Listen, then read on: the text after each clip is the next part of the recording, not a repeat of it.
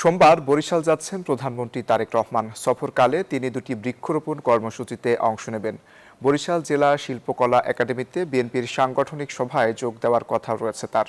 প্রধানমন্ত্রীর আগমন ঘিরে উচ্ছ্বসিত নেতাকর্মীরা। সাইফুর রহমান মিলনের তথ্য, চিত্রা ডেস্ক রিপোর্ট। সোমবার বরিশাল সফরে যাচ্ছেন প্রধানমন্ত্রী তারেক রহমান। সরকার প্রধান হিসেবে দায়িত্ব গ্রহণের পর বরিশাল বিভাগে এটিই তার প্রথম সফর। প্রধানমন্ত্রীর আগমনকে কেন্দ্র করে গোটা দক্ষিণাঞ্চলের সাধারণ মানুষ ও দলীয় নেতাকর্মীদের মধ্যে ব্যাপক উৎসাহের সৃষ্টি হয়েছে। আনন্দের জোয়ার বইছে তৃণমূলের নেতাকর্মীদের মাঝে। সফর সফল করতে শহর জুড়ে চলছে জোর প্রস্তুতি। তারেক রহমান আমাদের একটা আবেগ। তারেক রহমান আমাদের প্রধানমন্ত্রী, কিন্তু তার থেকে বড় কথা তিনি আমাদের দলের চেয়ারম্যান। 13 তারিখ আমাদের প্রধানমন্ত্রী তারেক রহমান বরিশালের আগমনে বরিশালবাসী উজ্জীবিত।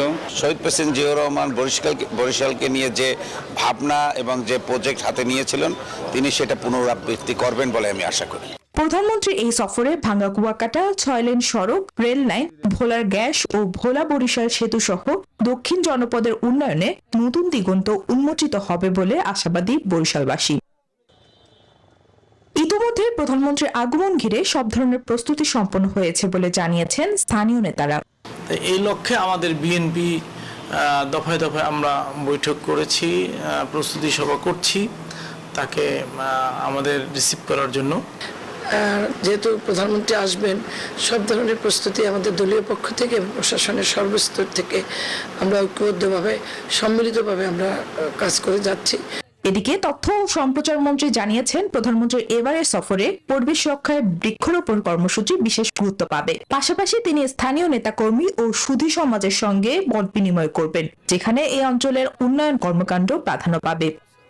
দলের গুরুত্বপূর্ণ নেতাদের সঙ্গে এবং দক্ষিণাঞ্চলের জনপ্রতিনিধিদের সঙ্গে তিনি দক্ষিণাঞ্চলের উন্নয়ন নিয়ে কথা বলবেন। তবে জনসমাবেশে, প্রকাশ্য সমাবেশে এবারে শুধুমাত্রই বৃক্ষরোপণটাকেই গুরুত্ব দেওয়া হচ্ছে। সরকার প্রধানের এই সফরের মাধ্যমে দীর্ঘদিন ধরে পিছিয়ে থাকা এই অঞ্চলের মেগা প্রকল্পগুলো দ্রুত আলোর মুখ দেখবে, এমনটাই প্রত্যাশা বরিশালবাসীর। Desk report, news 24।